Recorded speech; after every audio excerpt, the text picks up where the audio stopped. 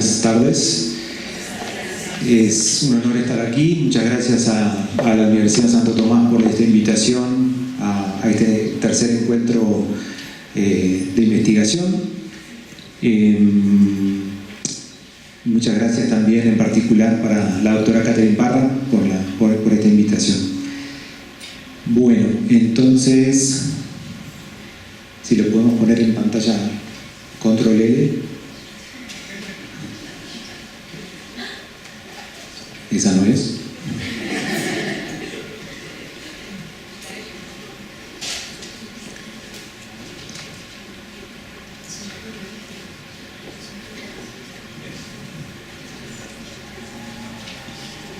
Bueno, mientras vamos solucionando el tema técnico, les cuento, estoy en la Universidad de ANA actualmente, ahí tengo a cargo el doctorado en gestión y además me desempeño como docente en las áreas de economía, en el pregrado y en algunas maestrías.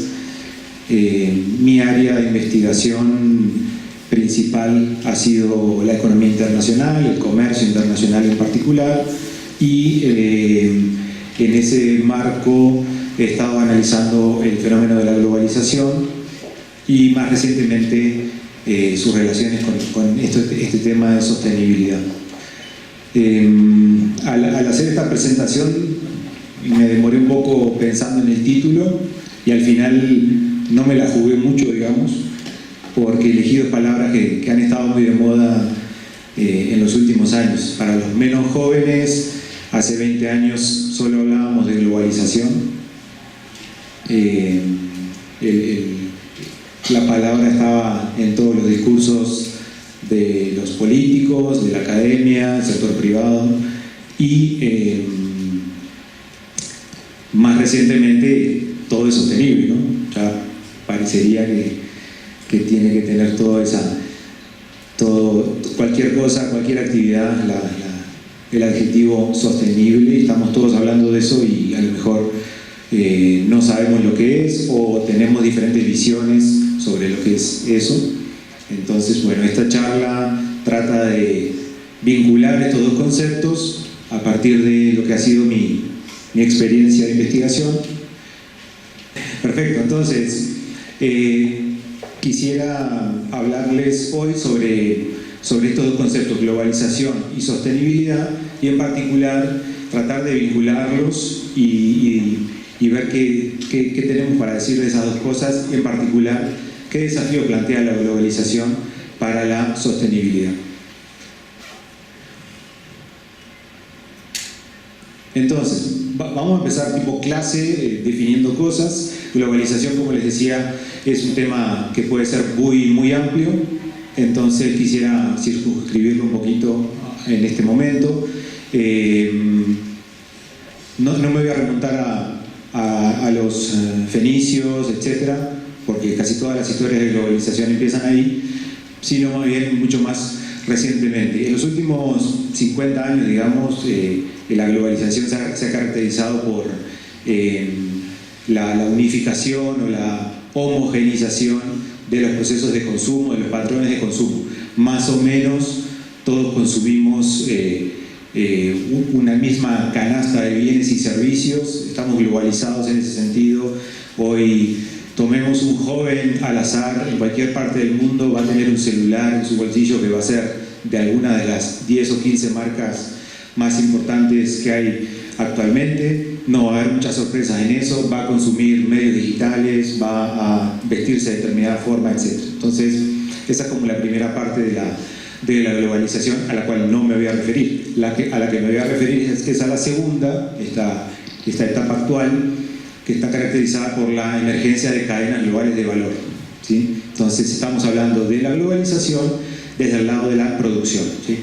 Entonces, ¿qué son las cadenas globales de valor? Bueno, son el conjunto de actividades o de tareas requeridas para diseñar, producir y comercializar un bien o servicio, las cuales se encuentran en diferentes países. Piensen en una fábrica, en una línea de montaje, pero separen todas sus etapas en diferentes países, ¿sí? ¿Por qué ha pasado esto? Bueno, porque los países se han especializado mucho en lo que saben hacer bien, ¿sí? Eso viene desde Adam Smith, y al separarse el proceso de producción en diferentes países, eso se ha hecho posible gracias a la enorme reducción de costos de transporte y de comunicación, ¿sí? Por ejemplo, hay una innovación súper importante que son estos barcos enormes que transportan contenedores, los super barcos de contenedores, y entonces todo eso ha hecho que los costos de transporte, de comunicaciones, de fletes, etcétera, de seguros, hayan sido realmente hayan disminuido muchísimo, ¿sí? Entonces, eso contesta la primera parte de la cuestión. La segunda, bueno, ¿por qué se van algunas actividades a algunos países? Bueno, ahí se van algunas actividades a algunos países persiguiendo algún tipo de ventaja comparativa o competitiva, ¿sí? Salarios bajos, bueno, necesitamos algo muy intensivo en mano de obra, nos vamos a Asia. Necesitamos alguna producción de algún bien o algún servicio intensivo en conocimiento, nos vamos a Europa, nos vamos a Silicon Valley, Estados Unidos, etc.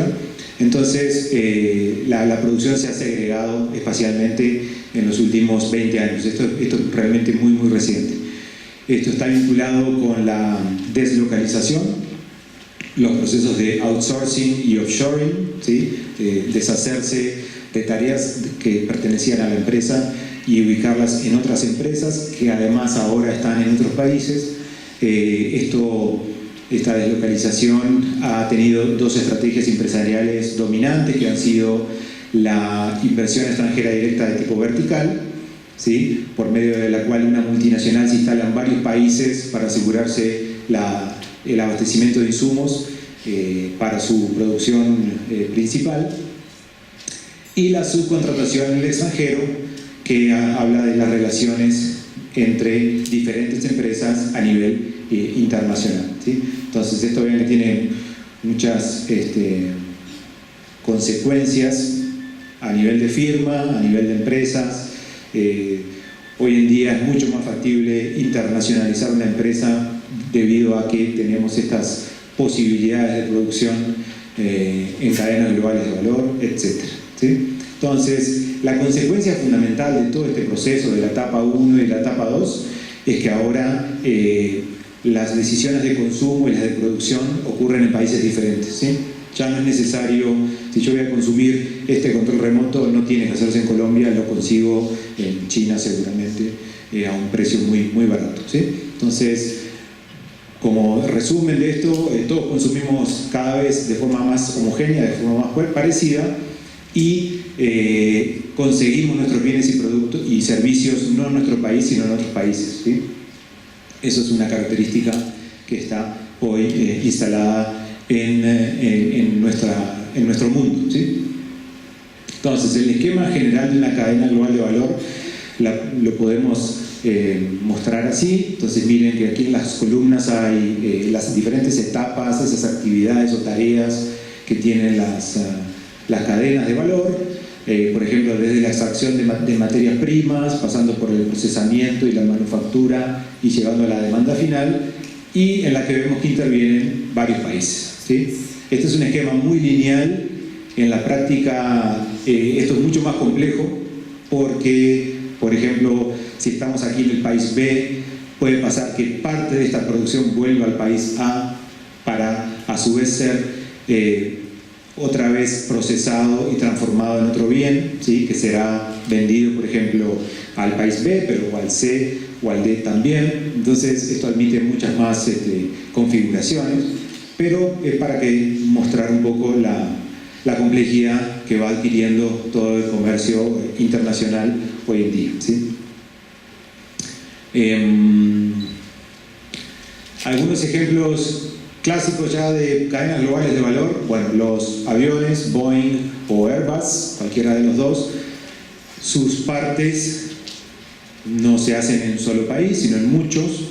Aquí seguramente no logran ver, pero tenemos esta parte del ala que se hace en Japón, esta otra, que no puedo traducir esto porque la verdad que falté a esa clase de aeronáutica.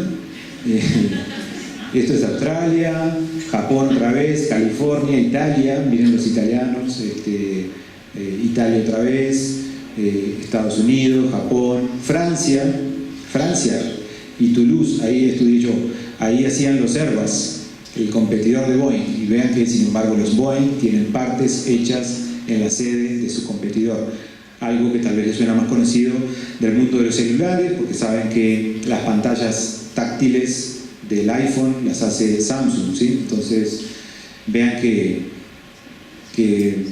el mundo corporativo se globalizó y entendió esto mucho más rápido que los consumidores. En fin, entonces hoy en día estos aviones son globales, son ensamblados en Estados Unidos, pero sus partes provienen de muchos lados, los motores que son Rolls-Royce vienen de Inglaterra y así, etcétera, etcétera. La cadena global de valor del iPhone 4. Esto empieza de derecha a izquierda, ¿sí? Entonces, empieza con unos insumos desde Corea por $80, desde Alemania, Francia, Japón y otros países, que suman unos $170 más o menos, y que van a China, ¿sí? De Estados Unidos también hay unos insumos que van a China por $24, ¿sí? China ensambla, agrega algo de valor agregado, $6.50, y el precio en la puerta de la fábrica es de $200 aproximadamente, ¿sí? Luego, ¿qué faltan? Faltan gastos de distribución y otros, eso suma $330. Precio al por menor, $600, ¿sí? Vean acá la empresa de la manzanita, cuánta plata se hace, ¿sí? Entonces, esto de manera muy esquemática nos está contando una realidad sobre las cadenas globales de valor. Miren la cantidad de países que intervienen, y ahorita sigo para hablar de otro caso de los productos de Apple con más detalle, el caso del iPod. Esto es un estudio viejo, pero que igual tiene mucha validez, mucha vigencia. Entonces acá están las diferentes partes del iPod, perdón. Disco duro es Toshiba, una marca japonesa. Esto implica la mitad del costo del aparato. La pantalla también es japonesa, 16%, y así van viendo los diferentes componentes del costo del aparato, ¿sí? Entonces vean, ¿qué no vemos aquí? A China, ¿sí? Todos estos aparatos que hoy tenemos en nuestros bolsillos son made in China, y todos estamos, en algún momento, todos dijimos, uy, los chinos nos están ganando la carrera, la fábrica del mundo está en China, qué horror, nos estamos desindustrializando gracias al auge chino, etc. Pero miren cuánto de eso, del valor total, del costo total, perdón, del iPod queda en China. $4, ¿sí? El 3% del valor. Entonces, volvemos a lo que decía al principio, las cadenas globales de valor son posibles gracias a la disminución de los costos de transporte y de comunicación, y permiten que cada quien haga la tarea que mejor sabe hacer, ¿sí? Entonces, ¿qué le vamos a pedir a China, que es un país en vías de desarrollo, con muchos problemas sociales, humanos, etcétera, y con un bajo capital humano? ¿Qué le vamos a pedir? Que venga y ensamble, mijito, ¿sí? ¿Qué le vamos a pedir a los coreanos, japoneses y estadounidenses? Que hagan los componentes más sofisticados del aparato, ¿sí? Entonces, no sé si han visto la curva de la sonrisa. En el eje horizontal, el proceso de producción; en el eje vertical, el valor que añade cada una de esas etapas en el proceso. Entonces, ¿por dónde empieza todo esto? Vean que el ejemplo anterior era solamente la parte física del aparato, ¿sí? Pero por detrás de eso hay mucho know-how, mucho cerebro, ¿sí? Entonces, por ejemplo, al inicio de la cadena tenemos el diseño del producto, ¿sí? Esto es una cosa de altísimo valor agregado. ¿Qué se necesita para eso? Unos buenos computadores, pero sobre todo cerebro humano, ¿sí? No hay vuelta. Por ahora eso no lo están haciendo las máquinas, ¿sí? Eso genera mucho valor. ¿Dónde está eso? En Estados Unidos, en Silicon Valley. Y no está en Tunja. ¿Sí? Luego, ¿qué sigue? Investigación y desarrollo. ¿Quién los hace? ¿Quién lo hace? Los alemanes. La licitación de materiales se hace desde Corea. Las partes se procuran en Taiwán, se ensambla en China, se distribuye desde Japón, el mercadeo se hace en Estados Unidos y el servicio al cliente se hace en Estados Unidos. Entonces ven ahí cómo cada uno de los países se está especializando en lo que mejor sabe hacer dentro de una cadena global de valor, ¿sí? Entonces un poco la pregunta es, bueno, ¿qué hay que hacer para situarse en los puntos altos de la sonrisa? Bueno, básicamente capital humano, ¿sí? Conocimiento, y podríamos derivar toda esta charla hacia un tema sobre la educación y sobre cómo estamos formando a los jóvenes y qué carreras están eligiendo los jóvenes, ustedes que están en la universidad y los que nos están mirando, etcétera, etcétera. Pero no vamos a hacer eso, vamos a seguir. Entonces, si es un mundo caracterizado por cadenas globales de valor, deberíamos ver un alto componente del comercio internacional explicado por insumos intermedios, y realmente es así, ¿sí? Hoy en día más de la mitad del comercio internacional son insumos intermedios, no son bienes finales, son bienes que van a ser usados en otras cadenas productivas para ser transformados y vendidos ulteriormente al consumidor final, ¿sí? ¿Qué notamos ahí? Creo que hay dos o tres cosas claras. Primero, el enorme papel que tiene Europa todavía en la economía mundial, ¿sí? La emergencia de China y del sudeste asiático en general, Estados Unidos siempre muy importante también, y lo que no vemos, digamos, es el papel de nuestro subcontinente, ¿sí? América del Sur no está participando en casi nada de eso, como África, ¿sí? Entonces eso ya nos da unas pistas de lo que realmente está pasando, y es efectivamente eso. América Latina no está participando en las cadenas globales de valor, ¿sí? Ese barco, ese tren no lo ha tomado, ¿sí? El mundo está ahí, nosotros no estamos ahí. ¿Qué estamos haciendo nosotros en ese mundo? Exportando la primera parte de la cadena de productos, que son las materias primas, ¿sí? Entonces el cobre chileno, el carbón colombiano, el petróleo colombiano, eso sí obviamente hace parte de las cadenas, pero son de las actividades que menos valor le agregan a todo eso. Esto es para Colombia, unos cálculos que hicimos hace unos años con Andrés Carvajal, las importaciones totales, y de ellas cuánto era bienes intermedios, o sea, insumos intermedios, cuántos insumos importamos para nuestra industria. Y vean que es más o menos un 60%, con alguna tendencia a disminuir. Habría que mirar un poquito cómo están estos números, pero más de la mitad del comercio de las importaciones colombianas son de insumos importados.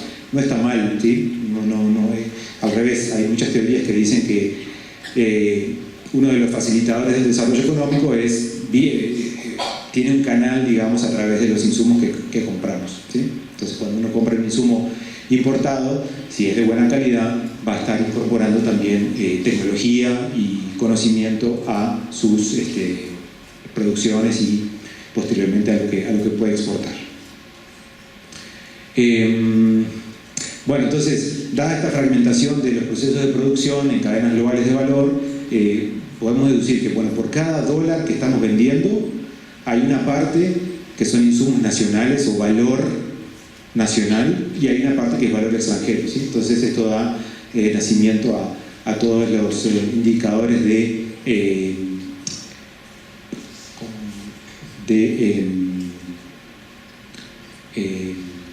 contenido importado de las exportaciones, ¿sí? Por cada dólar que vendo afuera, qué parte es importado, y eso es un indicador de participación en cadenas globales de valor, ¿sí? Si yo importo mucho para exportar mucho, es que estoy integrado a cadenas, y si no, no, ¿sí? Es uno de los indicadores más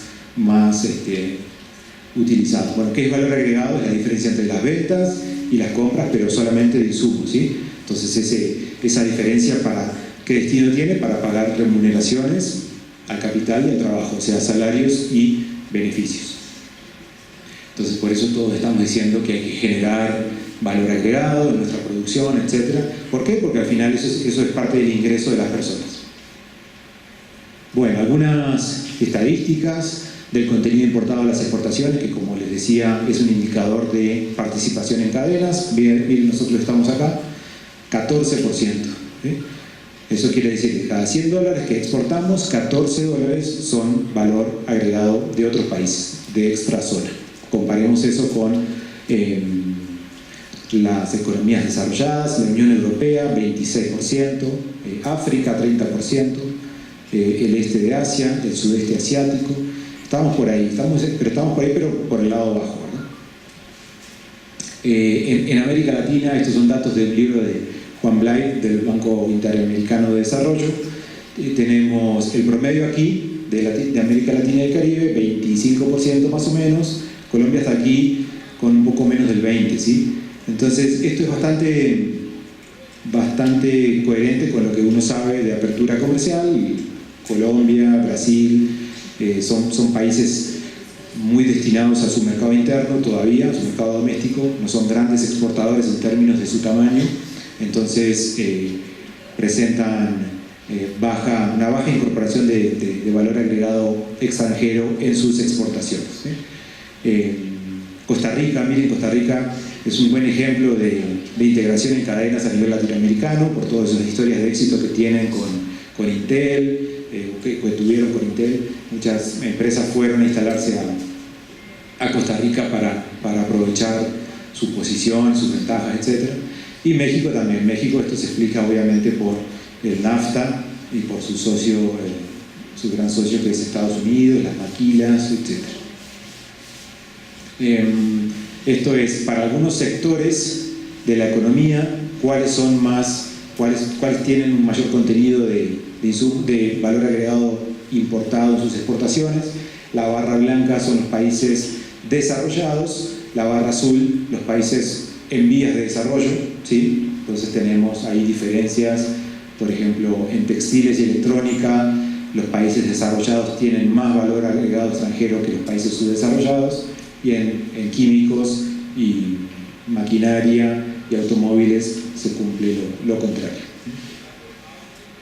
Esto es otro indicador que me dice para cada país o zona qué tan encadenados estamos hacia atrás y hacia adelante en este tema. Entonces la barra de color verde oscuro es lo que veníamos diciendo, cuánto de contenido importado incorporamos en nuestras exportaciones, y la barra verde claro dice cuánto de nuestro valor agregado hace parte de futuras cadenas de valor en otros países.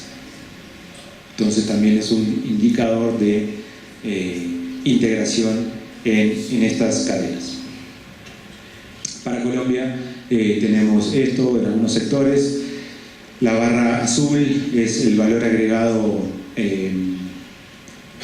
doméstico en las exportaciones, y la barra anaranjada es el valor agregado importado que hay en las exportaciones. Entonces vemos algunas diferencias sectoriales. La industria, digamos, es la que más necesita insumos importados para producir y vender afuera. La minería no tanto, vean, la agricultura un poco más, y así. En todo caso, el total de Colombia es más o menos un 20%.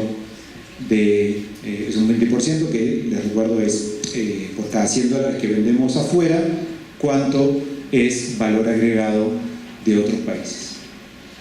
Muy bien. Bueno, la relevancia para Colombia, como pudimos ver, esta participación de países latinoamericanos en cadenas globales es limitada, ¿sí? La región es como una observación rara en el mundo, porque nos perdimos ese tren, digamos, no estamos integrados a cadenas, y está muy vinculada con las materias primas, ¿sí? Con la primera etapa de todas las cadenas de producción. ¿Cuáles serían las ventajas de integrarse a cadenas globales de valor? Bueno, posibilidad de industrializarse más rápidamente, ¿sí? Porque no es necesario desarrollar toda la cadena o toda la industria para poder tener éxito, un poco en contraposición con el modelo de sustitución de importaciones de los 60, en los cuales los países se cerraron y construyeron más o menos desde cero toda la industria alimenticia, textil, la industria básica, digamos. Esto nos dice, bueno, a lo mejor en Colombia son buenos para hacer el botón lateral del nuevo Samsung. Buenísimo, ¿sí? Hagamos eso. No es necesario hacer todo el celular, ¿sí? Un ejemplo cualquiera. Esto ayuda a diversificar la canasta exportadora, que como ustedes saben está fuertemente soportada por recursos naturales que tienen unos vaivenes de precios muy difíciles de administrar, etc. Hay también oportunidades de aprendizaje, de transferencia de tecnología y efectos de derrame sobre el resto de la economía.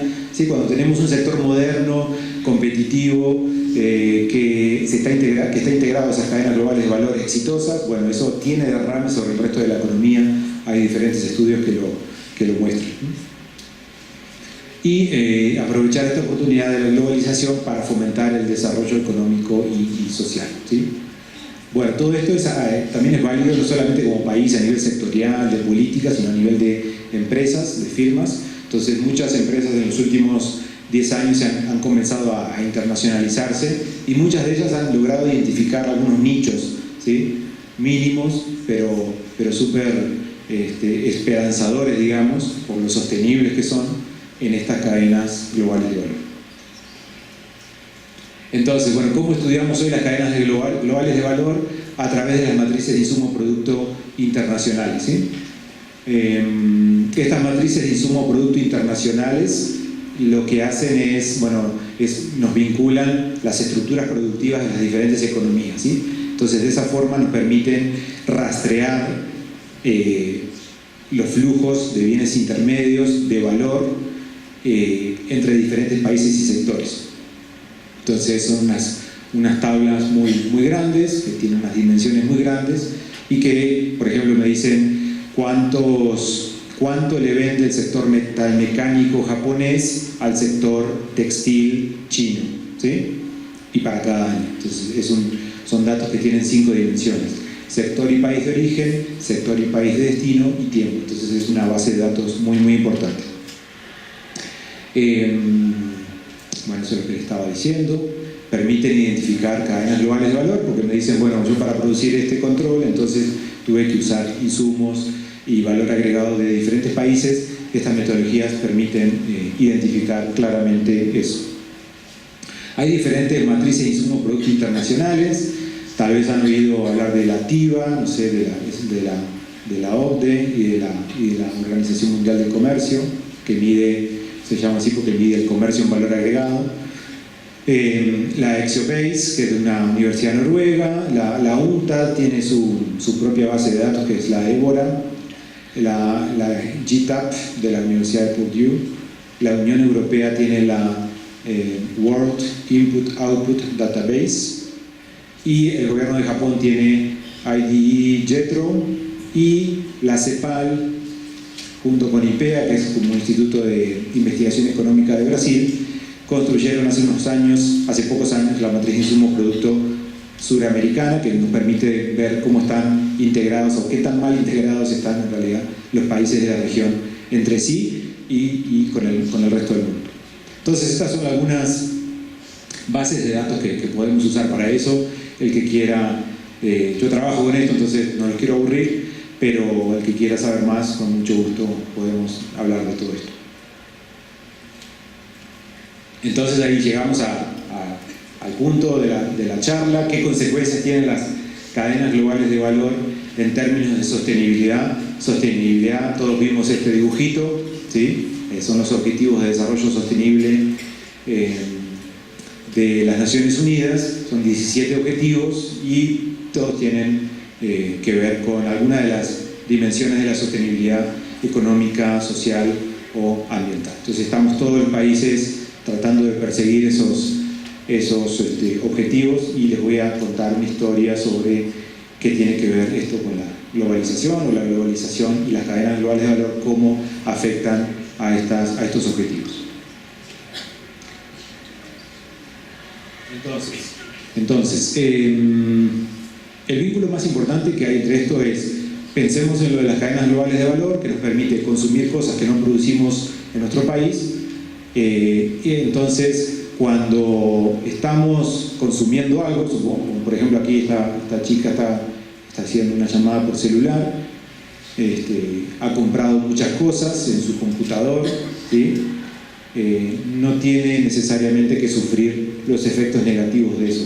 Los efectos negativos de eso son que por ahí, en algunos otros países del mundo, que ni sabe cuáles son, se están prendiendo unas chimeneas y están contaminando, ¿sí? Entonces vean que esto es lo que permite rastrear esta metodología insumo-producto asociado a las cadenas globales de valor. Lo que permite hacer es decir, bueno, si yo estoy comprando esto aquí, que parece totalmente inofensivo, en realidad estoy prendiendo chimeneas en varios países del mundo y teniendo efectos secundarios en varios países del mundo. Entonces, justamente, ¿cuáles son esos efectos? Bueno, estoy creando empleo en China, digamos, ¿sí? Buenísimo. Puede ser bueno o no tan bueno. ¿Por qué? Porque el empleo que estamos creando en China seguramente no tenga unos estándares de calidad como los que nosotros pensamos que deberían ser correctos. Tenemos por ahí, habrán visto algunas de esas historias de que las empresas tipo Nike explotan niños en Vietnam, etc. Bueno, es un poco esa historia la que estamos viendo aquí. Entonces generamos empleo, no sabemos de qué calidad. Generalmente eso es todo un debate, pero mucha gente por la positiva dice, bueno, les pagamos sí $1 por día, pero la alternativa para ellos es 0. Entonces es una ganancia tremenda para ellos. Generamos actividad económica, generamos, aparte de empleo, generamos valor agregado, generamos remuneración para las empresas, generamos ingresos para los estados a través de los impuestos, entonces son buenas cosas. Y también generamos contaminación, ¿sí? Entonces todo esto ocurre cuando compramos cualquier cosa globalizada hoy en día en términos de las 3 dimensiones de la sostenibilidad, y esa es la globalización, ¿sí? Todo esto está pasando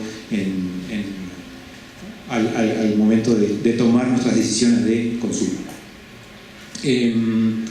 Entonces eso me lleva a hablar del tema de las huellas, ¿sí? Con estas metodologías de cadenas globales de valor podemos rastrear las huellas que deja nuestro consumo en diferentes aspectos.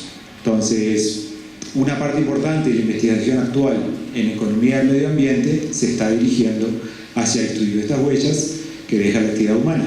Huellas las podemos calcular en términos de emisiones, materiales, residuos, consumo de agua, consumo de energía, consumo de recursos en general.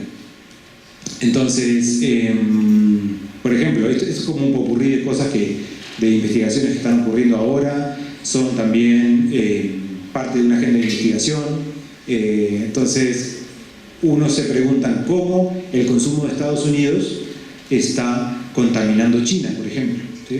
Entonces hay estudios que, aparte de visualizar, de identificar esos impactos, también van más allá, digamos, y se ponen a ver, bueno, qué efectos sobre la salud de los chinos tiene eso, ¿sí? Si estamos comprando en Estados Unidos este control remoto, estamos prendiendo unas fábricas en China que están contaminando a la gente, ahí incorporamos algún tipo de modelo asociado con las ciencias médicas para ver qué repercusiones tiene eso sobre la salud, y entonces tenemos artículos que hablan de eso. Hace poco salió un artículo en España sobre qué efectos tuvo la crisis española de la última década sobre la generación de residuos y la huella de materiales en general. Entonces, estos estudios fueron muy interesantes porque encontraron efectos diferenciales por estratos sociales o por clases sociales. Entonces, vieron que algunos sectores de la sociedad generaban más o menos residuos como parte de su estrategia de consumo, o de sus patrones de consumo. ¿Qué es lo que dice el tercer punto aquí? las canastas de consumo de las familias y sus diferencias por estratos y sus efectos sobre las emisiones globales de CO2. Miren que esto está un poco ligado con eso que se dice a veces de que, bueno, si los 1.300 millones de chinos se pusieran a consumir como los gringos, ¿qué sería del medio ambiente? Bueno, justamente hay mucha gente trabajando en justamente tratar de responder esa pregunta.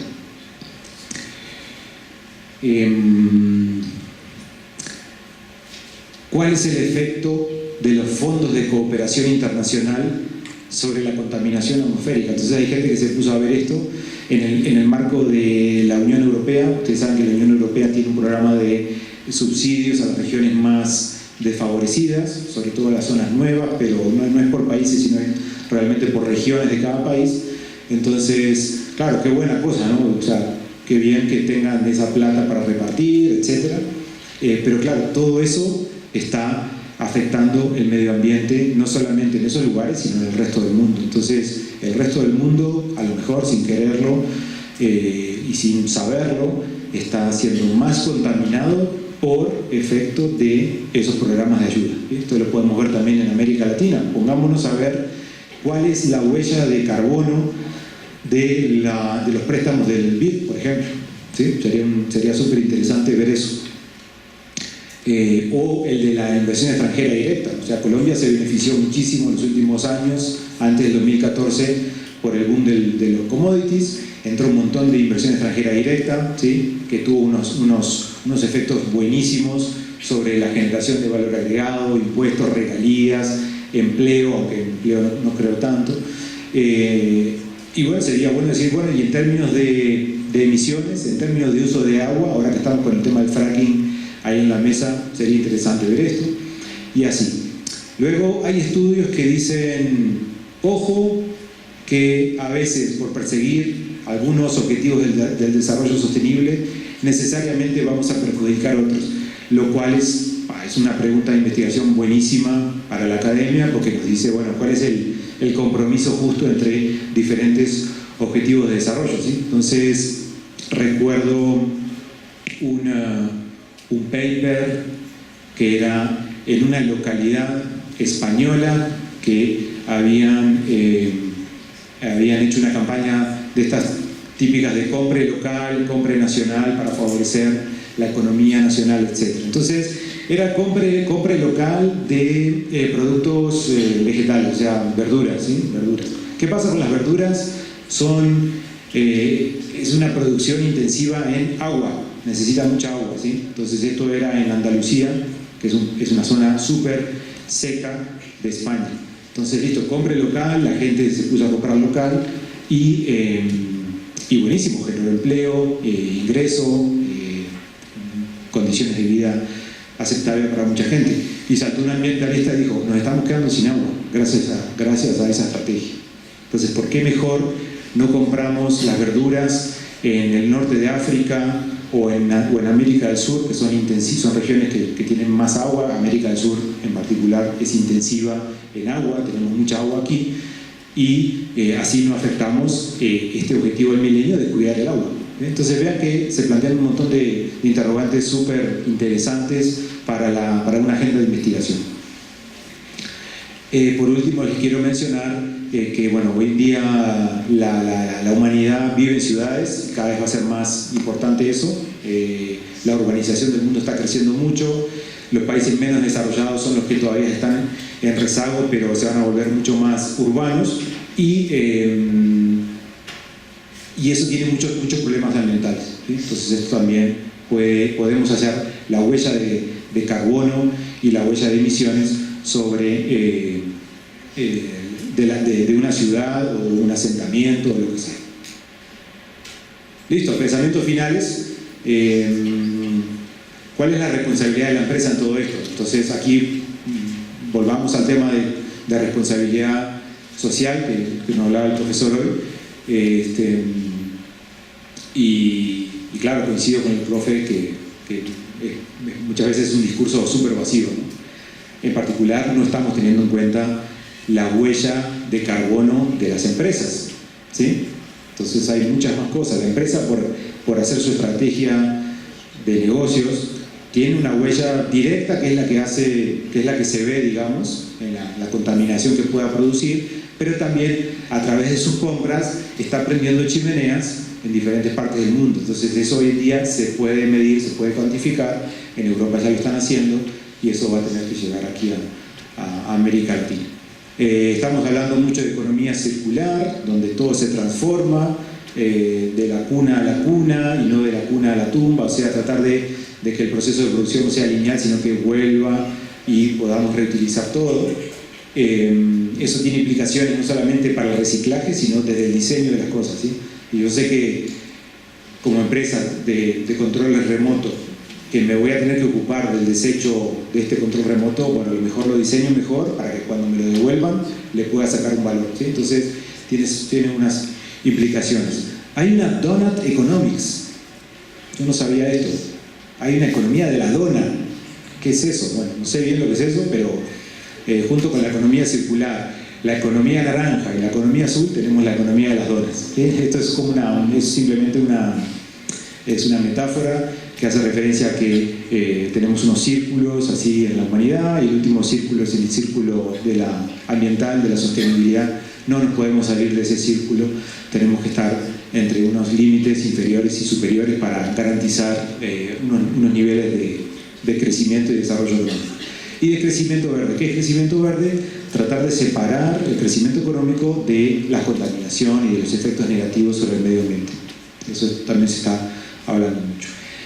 En resumen, por todo esto es necesario que los objetivos de desarrollo sostenible incorporen esta visión de responsabilidad basada en el consumo y no tanto basada en la producción o como complemento a la basada en la producción. Un país como los países de América Latina contaminan poco relativamente, ¿sí? Porque nuestras estructuras de consumo son de países de ingresos medios, no de ingresos altos. Sin embargo, nuestra responsabilidad basada en el consumo es muy alta, ¿sí? Porque por tener este patrón de consumo estamos contaminando no en nuestro país, sino en otras partes del mundo, ¿sí? Entonces, eso es todo. Muchas gracias.